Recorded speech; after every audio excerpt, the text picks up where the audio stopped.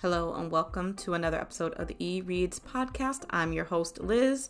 Well, should I say the Black Pod nominated podcast, eReads podcast. Shout out to Black Pod Awards for hosting their annual award ceremony. While I didn't take home the win, it was super amazing to be nominated and featured up there with three other amazing podcasts. So if you're listening out there and you are a BIPOC creator and you have a podcast, please check out at Black Pod Awards on social media platforms. So back to today's show. Today, I am thrilled to talk with Jack LaFountain. He is a Vietnam veteran, an ordained minister, a registered nurse, a vagabond, and a dreamer. He says from chaos emerged a writer who has written 7 horror novels, a series of Western fiction, and 3 short story collections. He is blessed to spend time listening to all the voices in his head. And he was an absolute thrill to have on the podcast, where we discuss a lot about his creative process and how you can use some of his strategies to create stories that inspire, ignite, and are just a joy to read. There will be a couple ads later in the episode, but just sit back and listen as we jump right into the conversation. All right, welcome, Jack. How's it going for you? Oh, going great. Good to be with you this morning. Thank you. I'm really excited. So, and the listeners, you may or may not know, I've done NaNoWriMo, but Jack, you've done it 3 times? I've done it 5 times actually. I've only been successful 3 times. Well, listen, that's still a lot of times. Yeah, it's been the last 3 years. I've been successful and got it done.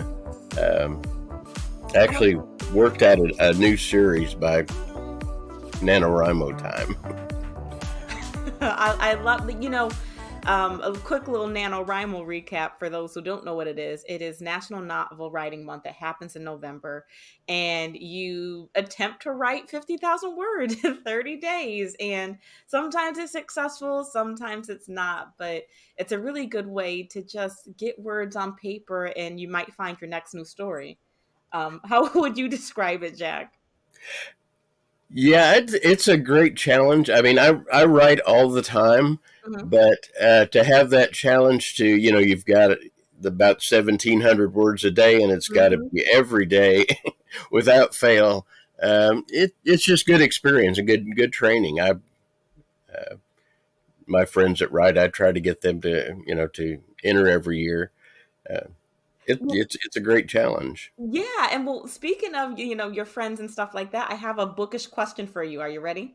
Oh, sure, absolutely. So my question that I wanted to ask you was, would you rather write alone or with a group of your friends? So with NaNoWriMo, I don't know if you write it by yourself or with a group of others. So I was curious, how do you prefer to write when you're creating stories? Generally alone because I get lost. I'm not a multitasker at all. Uh, and just mainly for that reason. I mean, I have belonged to some writers groups and worked in a group, but especially with the NaNoWriMo, I generally work better by myself. Occasionally, I'll type on my blog or on Facebook. Well, just not too long ago. Well, I'm off to Lake Charles. Somebody said, "When did you leave?" And I didn't leave the house. I just mentally, I'm gone to Lake Charles, Louisiana. Well, that's interesting because in your bio, you have a really interesting statement. You said that you are blessed to spend time with the voices in your head. And so it seems like you use imagination a lot. I do, yeah. I'm a unrepentant pantser when it comes to writing. I I, like when when I started NaNoWriMo last year, the fellow that was kind of in charge of our area said, it was 2 or 3 days before November 1st, that. and it's like, post an excerpt of your story. It's like, what excerpt? I'm not allowed to start till November the 1st. I don't have any idea. I'm going to start writing on November 1st, and I'll get the ideas from there. Oh, I love that. So Do you ever get scared? So, like, I have a mix of folks, some people really they are serious about their plotting. Some people just love to just find out the story as they go along. I mean, do you ever get scared when you're just kind of like pantsing and figuring the story out as you go? Um, no, not really. I I will get started into the story, and I kind of let the characters take me wherever they want to go. Mhm. When I get stuck for that, when I get stuck and they're not talking to me or telling me where about the story, I just start writing the way I think it should be. Yeah. And generally, what happens then, I wake up in the middle of the night and it's like, nope, that's all wrong. Yes. This is the way it goes. I relate to that on so many different levels. So, this morning, me and a couple friends were talking about characters and character development, and we were kind of talking about that the voices of the characters. And a lot of times for me, it feels like, okay, this is what they want, this is where they're going. Right. And I can always tell when I'm like, this isn't really from the character's voice. Like, I might have gotten to the driver's seat a little too much. Yeah, I started a book. The title of it's Voodoo Moon. I started writing that book, and I got, I don't know, probably 5 chapters into the book, and my main character that the series is based on said, "I'm not in here enough. You're not talking about me." So I ended up restarting that book. I think 4 times. Drove Yeah. my editor nuts because she already had the copy of the original, and yeah, and I kept going back. Like I said, I think I started it 4 times, and I wrote 3 different endings Mm. before I settled on one. Interesting. Absolutely. That's comforting on so many different levels because, right, like, when it's not right, and like it's okay to keep trying until it feels right, like it feels authentic. So I I hear you and I take that. Yeah, yeah, definitely. It just has to sound right. It has to sound like something. Of course, I my character. I tell people I think they want to know about me. I said, if you've read the book, you pretty much know about me because my life's in there, Mm. and you know who I am. Of course, I have several different characters, but I probably have several different personalities. Anyway, I think every writer does. I love that. I love that. yeah, I've read a quote by I think it was F. Scott Fitzgerald that said, "Writers aren't real people. They're a bunch of people trying to be one person." I love that. Absolutely. And so, Jack, tell us a little bit how do your characters end up taking a life of their own? What does that look like for you? What does that mean? Um, well, like I said, the story they just kind of direct the story. I have in my head uh, kind of the person that they are, how an idea of how they will react in a certain situation, Mm-hmm. and of course, it's the writer's job is to keep throwing them into desperate situations as often as you can, Mm-hmm. and let them try and figure their way out of it. Mm-hmm. But Yeah. yeah, and that's switching between characters. I have 3 series of books, and I try to do one each. One of those each year. Mm-hmm. It would. I think it would be impossible to try to do all 3 at once. Sometimes I edit for other people, and I edit 4 or 5 books at once. Mm-hmm. I can't do that with my stories because I have to. My characters have to get in. I have to get into the characters a lot. I think a lot like an actor would. I was Uh, going to say it sounds like that. yeah, kind of get into their mindset and how they work. I have one character who's a bad guy, and it's like I would I would write his part in the morning, and it's like spend the rest of the day trying to get rid of that stuff Mm, that's in my head. That right. I don't want to think about that or think like that. But Mm-hmm. Question for you. So one thing me and my friends were talking about is like some folks they do like a Enneagram, Myers-Briggs, like a personality test to get to know their characters. How do right. you get to know your characters? What does that look like when you're trying to get into their head? Well, like I said, a lot of it I picked up from my own background. Mm-hmm. All of my characters, my main characters, are very bound by a sense of duty Mm.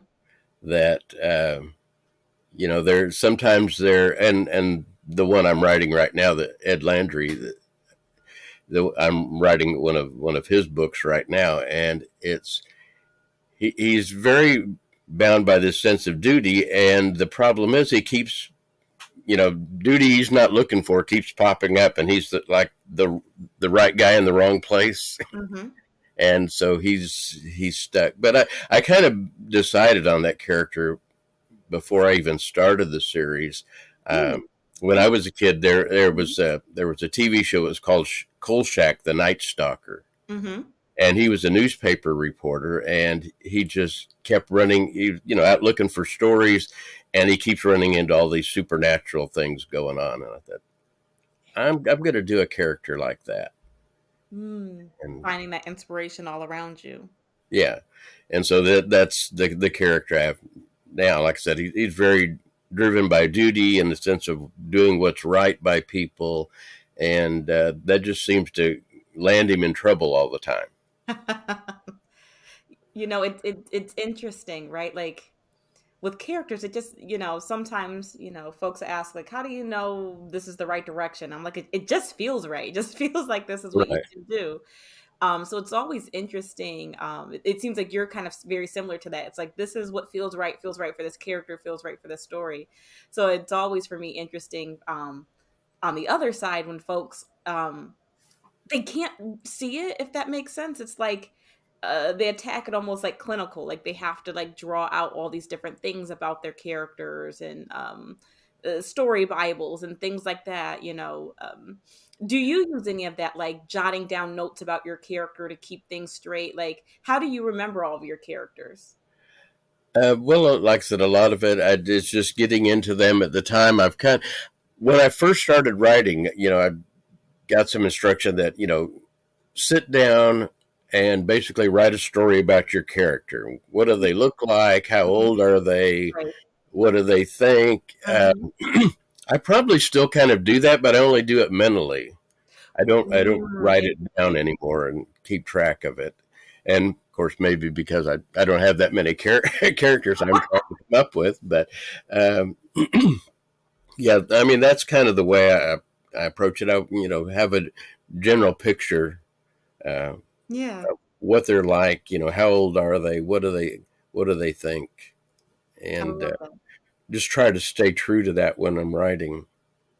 I love that. And can you tell us a little bit more? You said you have three series. Can you tell us more about your books and what you're working on? Well, the probably the best selling series that I've got. It's based on a fellow by the name of Ed Landry, and I started out calling it the Ed Landry series, and Right. it still is officially on the book covers. But people who write to me about it and talk with about it, they all call it the Moon series Really? How come? because all the titles are it's Bayou Moon, Blood Moon, Voodoo Moon, Oh, Lover's Moon, so they call it the Moon series, which works for me because I like that. And yeah, that's cool. um, but um, he's a sheriff in a small town, and he starts out as a sheriff in a small town, and there's a horrific murder that takes place in his town, and over the course of times, he finds out that the murderer is a werewolf, but in Cajun country, they're called a rougarou. Ooh. There's a few differences in the legends, but they're pretty similar. And so he finds out that like I said, he finally comes to realize this is actually what's going on because he doesn't believe it. Nobody Mhm. believes it, uh, and like I said, he goes from there. Um, and in the next story, right, he kind of runs away from home. The next story, he's in Oklahoma rather than Louisiana, and he runs into Native American shapeshifters. Wow. But and that and like I said, that's probably the biggest one I've got, and I'm working on book 5 for that right now. Wow. That's the one that's going to take place in Lake Charles, which I'm working on. The series that came out of NaNoWriMo, Yeah. the very first book I wrote was a Western. It's set in 1870s Texas, and it was a Western, but I tell you, it's cowboys and Indians and werewolves.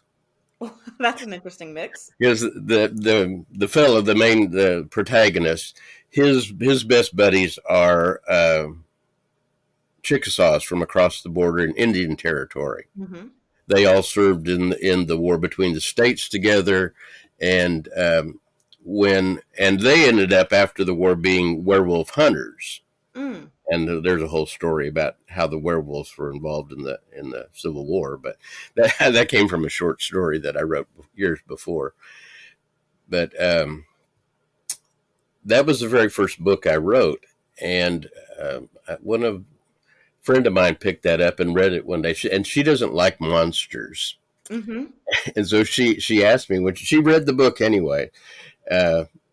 Although her husband, when she got to the werewolf part, he dropped out. He wasn't reading a Western that had a werewolf in it. But she asked me after she read the book, said, "Would you write me a Western that doesn't have a monster in it?" Mm. I thought, well, okay. I don't really write. I mean, I write werewolves. I write ghosts. I write ghouls, vampires. But okay, I'll give it a shot. And NaNoWriMo was coming up. So I created this character. He's a deserter from the army during the Civil War. He takes up bank robbing, Mm-hmm. sort of on the style of Jesse James, and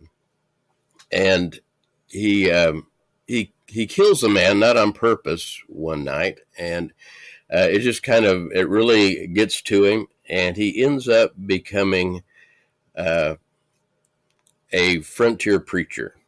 Mm. He goes to a seminary, and he graduates, and he doesn't want to leave because he's wanted Right.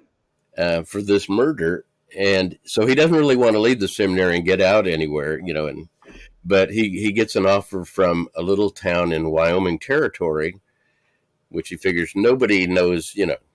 I can go here and I can hide out basically forever and still do what I want to do, still have my life as a minister. Mm-hmm. So he goes, and he's there about a year, and one day his old gang rides into town. Oh. And so he has to face the consequences of having basically never told anybody what happens. And they're out, of course, these outlaws, they're out to take over the town because they think it's going to be a good hiding place for their criminal activities. So he's got a battle with them. He does finally, in the next book, ends up going to face trial Mm-hmm. for the shooting this fella, and ends up back in town. But that's the second series. Like I said, that first book that I wrote, I never planned on doing another one. Really? Well, How did you know that you needed to do a second one then? Well, what happened, I kind of left the door open to do it. Mm-hmm. And I thought about it very briefly after it was done. And I thought, I don't really want to get tied down to this because I really had no idea where it could go or what would happen. Mm-hmm. And people just asked me, you going to do a sequel to this? And no, I don't think so. Well, you should do a sequel to it. So last year I did finally write a sequel to it. The original one came out in 2007, and I wrote the sequel to it last year. Nice. Mm-hmm. That one again, my editor said, "Yeah, there's going to be a third one." So, and unintentionally, I did leave the door open for a way to do a third one. I didn't even think about it as I was doing it till I was done with the book and mentioned that, and I thought, this is where this could go. It can come from here. So, I love that. Jack, where can we find these stories? I'm interested in this werewolf and this Western. Where can we find your stories? um, the publisher that does my books is called House of Honor Books, and if you go to houseofhonorbooks.com, uh, all my books are on there. Uh, Occasionally, I write a blog for them. They have a weekly blog about writing, Mm-hmm. and I write some blogs for them. But then I also have my own website. It's jacklafountainauthor.com, and I write my own weekly blog on there. It's called No Jack. Actually, I write two. I write one called No Jack, and I write a devotional one on Sundays. Um, but Wonderful. all my books are also on that one. Fantastic. Absolutely. You're inspiring me to kind of like just create and go where the characters go. So thank you for leaving us with that inspiration. Oh, well, thank you for having me. Jack, what words of wisdom would you give for anyone who's just like, yeah, I have no idea. They might know the story, but they have no idea how to get closer to their characters. Any tips or strategies or any words of advice on how they can get closer to their character? Well, I just basically, like I said, get an idea in your mind what this person's like. You know, maybe imagine that there's somebody that you're meeting, and this is the impression that I get from this meeting with them, and kind of allow that. Try and get into that character, like I said, much like an actor. I'm going to get into this character, and I'm going to go into this situation. This is what I'm going to do, uh, and that's like I said, that works for me very well.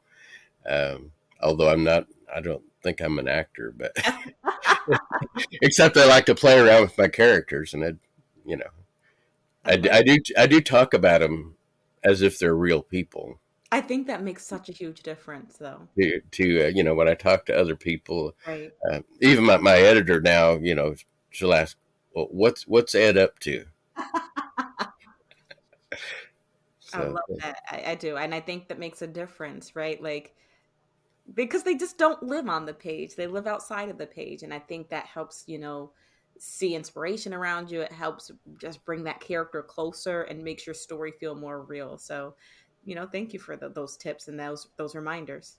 but yeah, like I said, with them, if I don't know at the moment, because I want to write every day. I try to write every day on, but um, if I don't know, I just kind of plod along, because I tell people that I don't know about writer's block, because I'll just write something. Mm-hmm.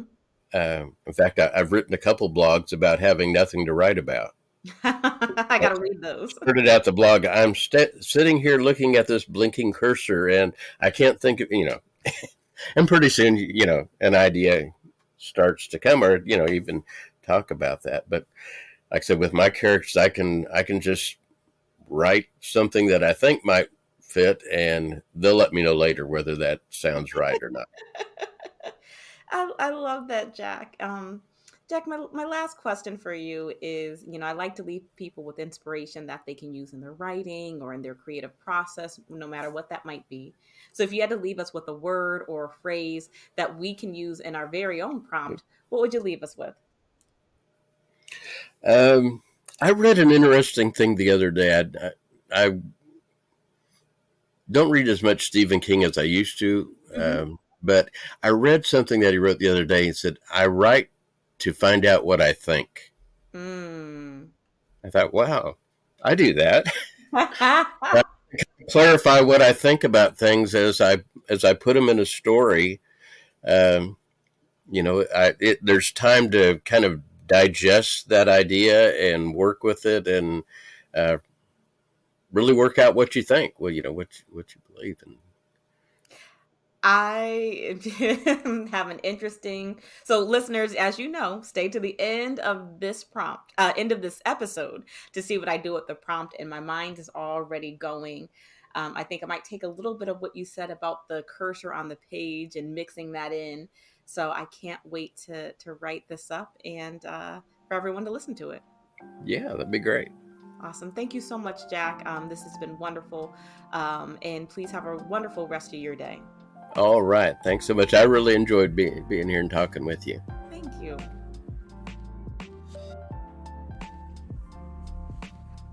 I think, I thought, I will think. Past, present, future, or all three. When the writer creates, they can be infinitely present in a variety of spaces. First person in a land of medieval turmoil, sorting through the complexities of gender norms and equality.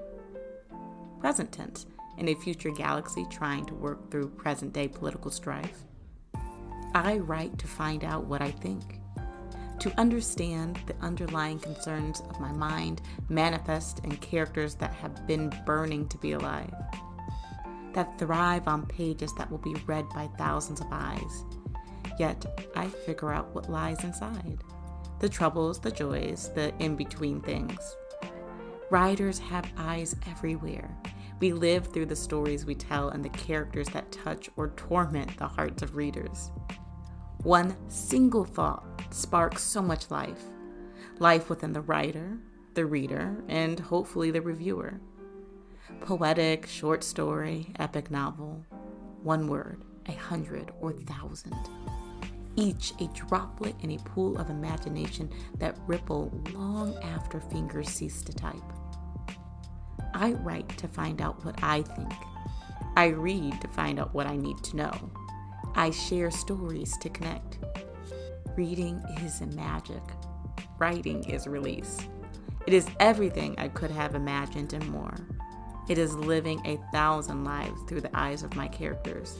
It is experiencing the depth of emotion so that others can touch it through the pages. I write to find out how much I love to write.